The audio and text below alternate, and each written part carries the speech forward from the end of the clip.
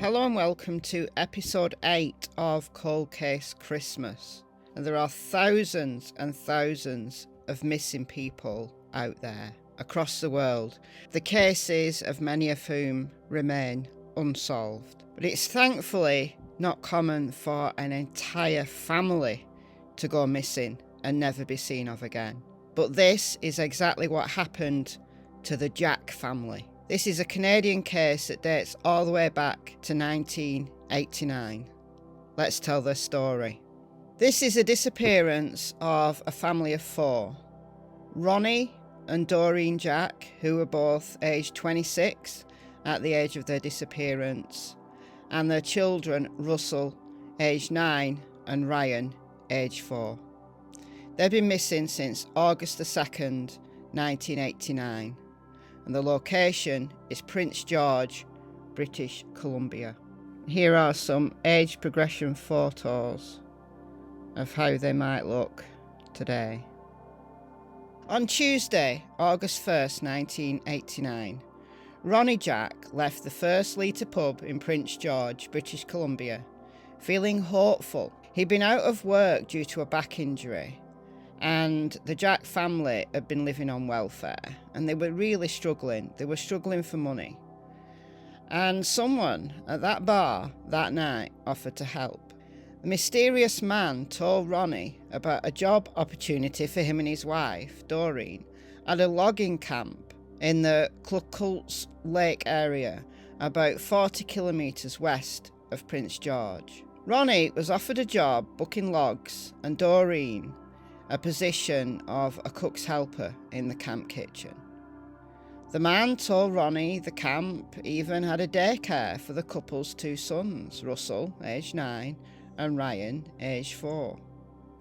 The Jacks didn't have a car, so the man offered to drive them to the job site that night. This was an offer that seemed too good to be true, and perhaps it was. At 11:16 p.m, Ronnie, once back home, called his brother and told him about this camp job. 2 hours later, he called his parents in the Burns Lake area and said that the family would be away for 10 to 14 days and would be home by the time school begun.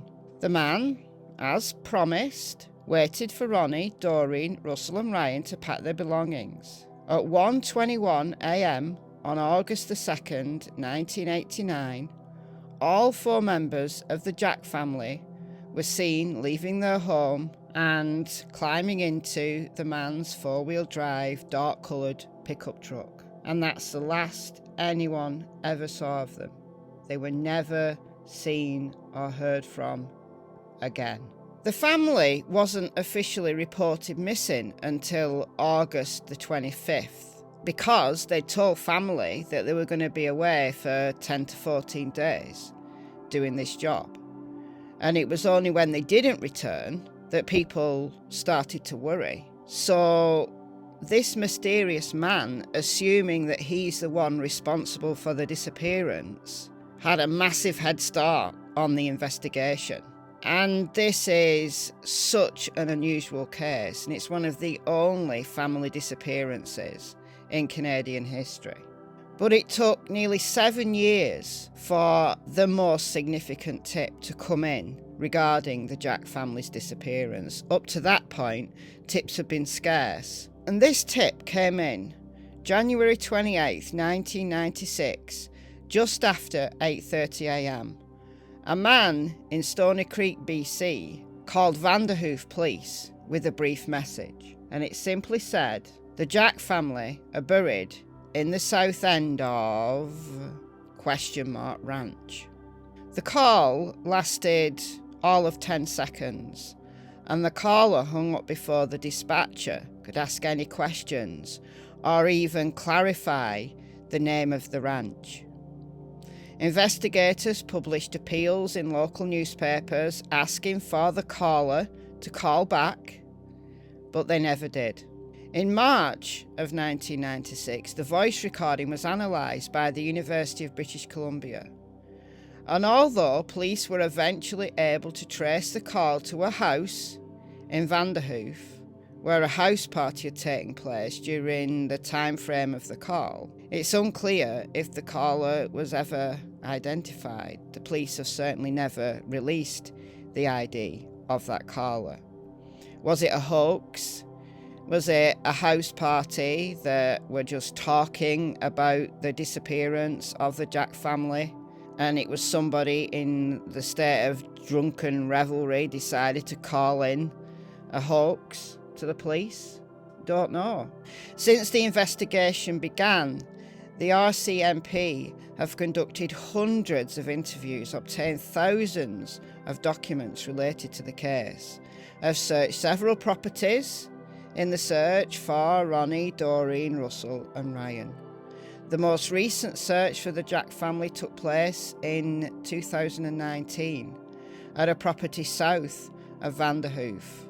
They used ground penetrating radar, but no trace of the Jack family has ever been found. The description of the man who was the one to offer the job to Ronnie at the First Litre pub was compiled from statements by two witnesses, one in 1989 and the other in 1990.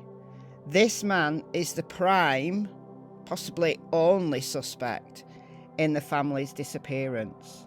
But what would he want with the family? Why would he want to kill them? This offer of a job, could it have been a genuine offer of a job and the man genuinely took them to this job and then something happened to them there?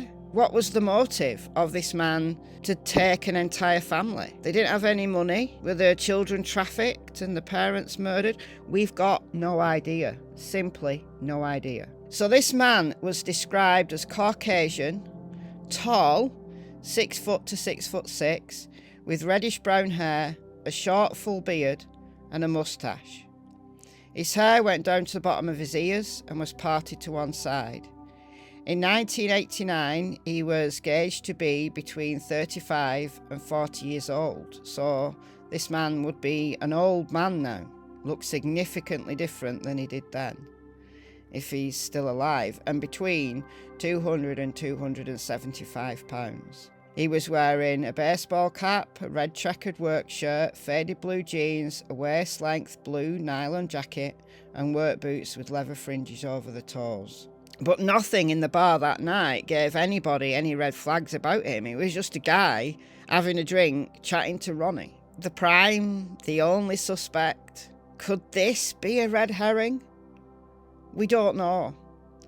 So many years have passed now, and the Jack family's fate and the identity of the man from the First Litre pub remain unknown. The disappearance of anybody is devastating, but the inexplicable loss of an entire family of 4 is a tragedy beyond comprehension. The family deserve justice. They deserve to come home.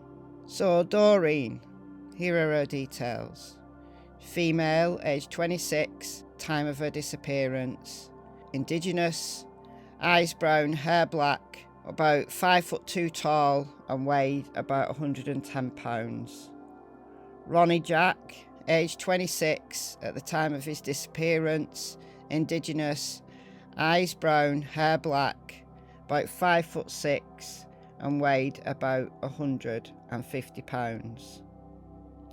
Ryan was just age 4, Indigenous, eyes brown, hair black, about 3'3", about 55 pounds. And Russell was 9 years old, Indigenous, eyes brown, hair black, about 4 foot tall and weighed roughly 88 pounds. If you have any information at all, if you were in that area, if you were logging in that area and you remember something from way back then please call Prince George RCMP at 250-561-3300.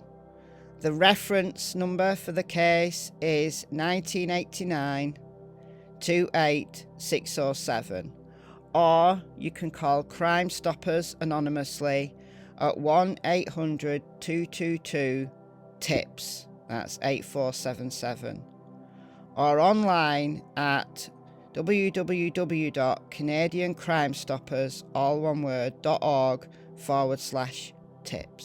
Or you can email the National Centre for Missing Persons and Unidentified Remains at Canada Missing, all one word, /DISPARUS Canada at rcmp/grc.gc.ca. And the case reference there is 201 400 2868. Very unusual case. Let me know your thoughts on the disappearance of the Jack family in the comments below, and I'll see you very soon in the next episode of Cold Case Christmas. Bye guys.